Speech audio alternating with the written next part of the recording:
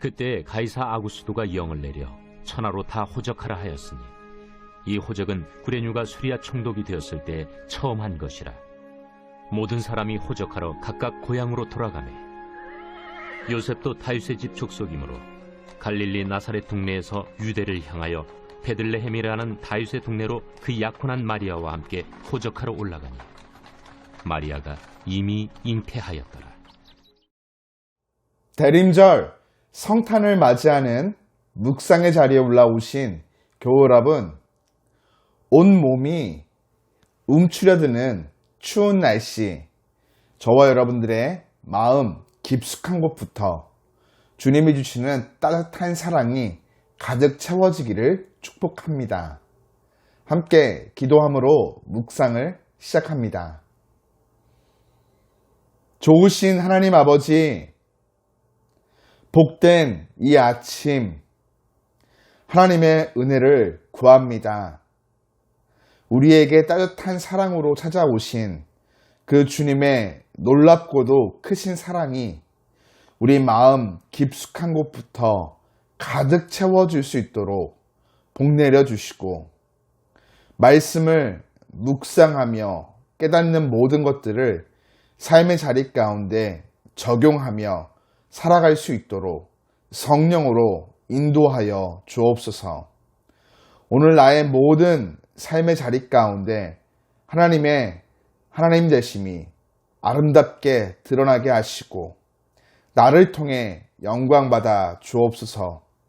예수님 이름으로 기도드립니다. 아멘. 여러분, 구약 성경 미가서 5장 2절은 베들레헴 에브라다야, 너는 유다 족속 중에 작을지라도 이스라엘을 다스릴 자가 내게서 내게로 나올 것이라. 그의 근본은 상고에 영원에 있느니라 전합니다.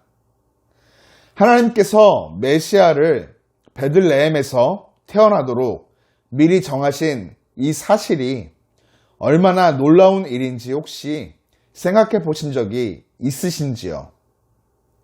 예수님이 육신의 몸을 입고 이 땅에 오실 때쯤, 그러니까 지구 역사 가운데 첫 번째 성탄절이 다가올 때쯤 마리아와 요셉은 베들레헴이 아닌 나사렛에 살고 있었습니다. 하나님은 자신의 예언을 성취하시기 위해 보잘것없이 미약해 보이는 마리아와 요셉을 베들레헴으로 보내시려고 로마 황제의 마음을 만지십니다. 로마 황제 가이사 아구스도의 마음 가운데 로마 제국 내의 모든 사람에게 고향에 가서 호적하라 생각을 넣으신 것이죠. 마리아와 요셉을 약 110km 정도 떨어진 곳으로 보내시기 위해 로마 황제를 통해 천하의 명령을 내리신 것입니다.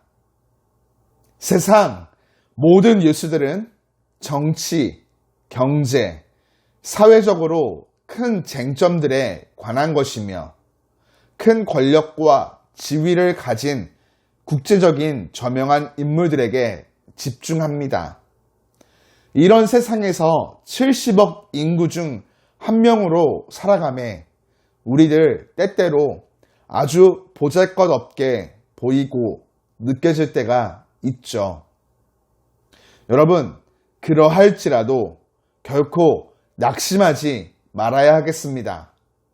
마리아와 요셉을 베들레헴으로 보내신 사건에서 보듯 정치 권력이나 거대 기업들은 보잘것없이 미약해 보이는 하나님 백성들을 위해 하나님의 인도하심을 받고 있습니다. 성경은 이를 암묵적으로 진술하죠. 하나님은 자신의 말씀을 성취하고 자기 자녀들에게 복 주시기 위해 제국을 움직이시는 분이십니다. 여러분에게 고난이 닥쳐왔다고, 하나님의 손이 짧아졌다고 생각하지 마십시오. 하나님의 목적은 우리의 번영이나 명성이 아닌 하나님의 자녀됨, 바로 우리의 거룩함입니다. 하나님은 그 목적을 위해 온 세상을 다스리십니다. 잠언 21장 1절은 왕의 마음이 여호와의 손에 있음이여 마치 본물 같아서 그의 임의로 인도하시느니라 기록합니다. 하나님은 자기 백성의 구원과 성화를 위해 왕의 마음조차 임의로 인도하십니다. 그 신 하나님께서 미약한 백성들을 위해 지금도 쉬지 않고 역사하고 계신 것이죠. 하나님의 자녀들인 우리가 예수 그리스도의 형상을 담고 하나님의 영원한 영광에 들어가는 가장 큰 목적을 위해 세상의 모든 왕과 대통령, 최고 권력자, 수상들은 부지 불식간에 하늘에 계신 우리 아버지의 주권적인 작정을 따르고 있습니다. 이 놀라운 사실 앞에 우리는 크게 기뻐해야 합니다. 자신의 예언을 성취하시기 위해 택하신 백성인 마리아와 요셉을 위해, 더 나아가 우리를 위해 지금도 쉬지 않고 온 천하 만물을 운영하시며 인도하시는 하나님을 신뢰합시다. 그 인도하시는 손길을 바라보며 크게 기뻐할 때 우리의 삶의 자리 가운데 풍성한 은혜를 얻게 될 줄 믿습니다. 오늘 저와 여러분들의 삶 가운데 그 놀라운 은혜를 얻고 누리며 바라보는 복된 날 되기를 주님 이름으로 축복합니다.